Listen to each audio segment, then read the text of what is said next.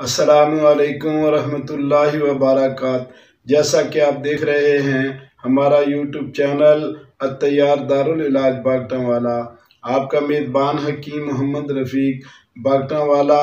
سرگودا پنجاب پاکستان سے آپ سے مخاطب ہوں۔ حضرات گرامی سامعین و ناظرین، آج کا ہمارا جو موضوع ہے وہ ہے پیٹ میں پانی پڑنا۔ تو پیٹ میں جو پانی پڑتا ہے اس کے کئی اسباب ہوتے ہیں، جن میں سے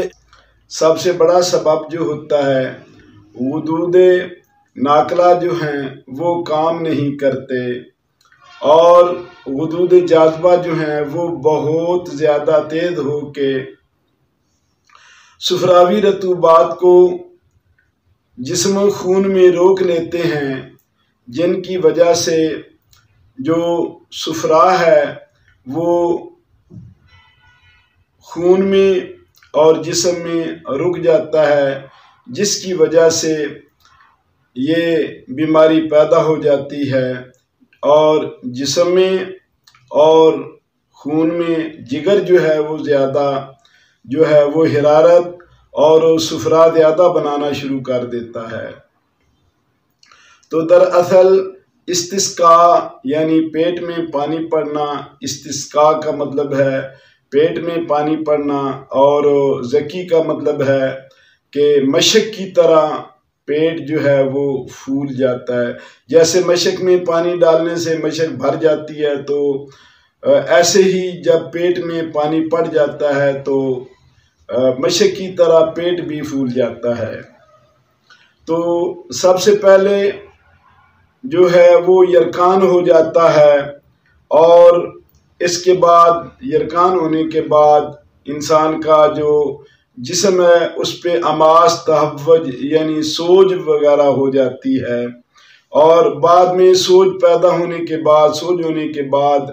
پیٹ میں پانی پڑنا شروع ہو جاتا ہے، اور مریض کا پیٹ جو ہوتا ہے وہ مشق کی طرح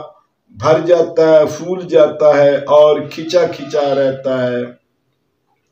دائیں بائیں حرکت کرنے سے پانی جو ہے وہ پیٹ میں چھلکتا ہے۔ یہ پانی پیٹ کے پردہ صفاق اور پردہ سرب کے درمیان ہوتا ہے۔ چونکہ یہ خالص صفراوی رطوبت ہوتی ہے، اس لیے اس کا رنگ زرد ہوتا ہے، اور یہ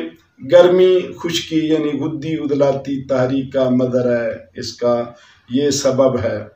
تو حضرات گرامی، اس کا علاج جو ہے وہ غدی اعصابی غدی چیزیں اور دوائیں کھلانے سے کامیاب ہوتا ہے۔ تو استسقاء زکی یعنی پیٹ کے پانی پڑنے کے مرض میں جو کامیاب غذائیں اور دوائیں ہیں وہ کیا ہیں؟ وہ اعصابی چیزیں،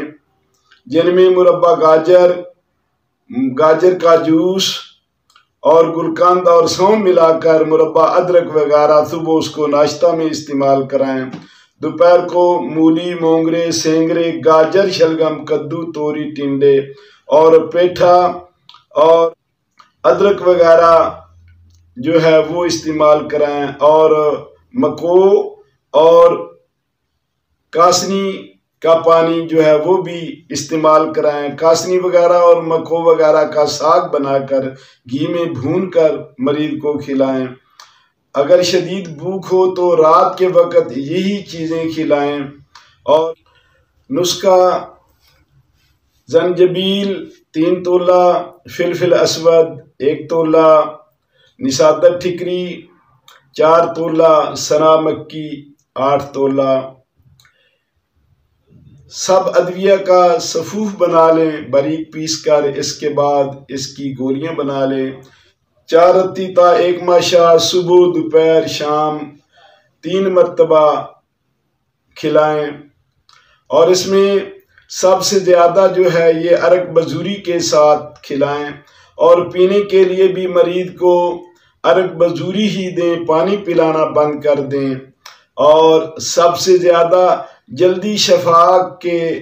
راستے پر آنے کے لیے، یعنی اگر مریض کو آپ تیزی کے ساتھ تندرست کرنا چاہتے ہیں تو پانی کی بجائے اونٹنی کا دودھ جو ہے وہ استعمال کرائیں، یعنی جب بھی اس کو پیاس وغیرہ لگے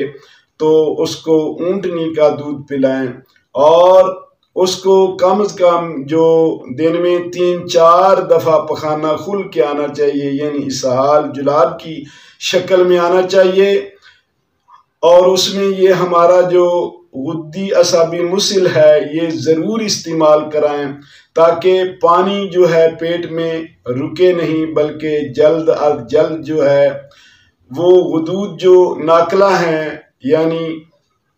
جو پانی کو آگے منتقل کرنے والے، یعنی وہ غدود جو ہیں وہ اپنا کام صحیح کریں اور نہ پانی بنے اور نہ پانی رکے۔ تو مسل جو ہے اس کا استعمال کرنا لازمی ہے اور ضروری ہے۔ تو اس کے ساتھ ساتھ جو ڈاکٹری علاج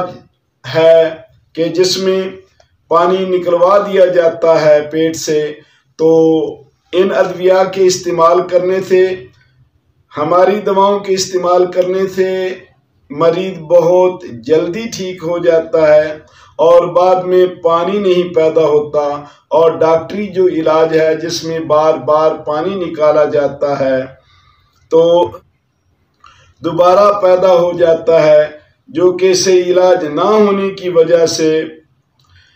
مریض جو ہے وہ پانی نکلوانے کا عادی ہو جاتا ہے۔ بار بار پانی نکلوانے سے وقفہ جو ہے وہ کم ہو جاتا ہے، پانی بنتا رہتا ہے، اور مریض جو ہے وہ جلد کمزور ہو کر موت کے منہ میں چلے جاتا ہے، مریض اللہ کو پیارا ہو جاتا ہے۔ تو حضرات گرامی، یہ جو پیٹ کے پانی کے مریض ہیں ان کے لیے یہ ہمارا کامیاب اور جدید تحقیق اور جدید سائنسی نقطہ نظر سے علاج ہے۔ وما علینا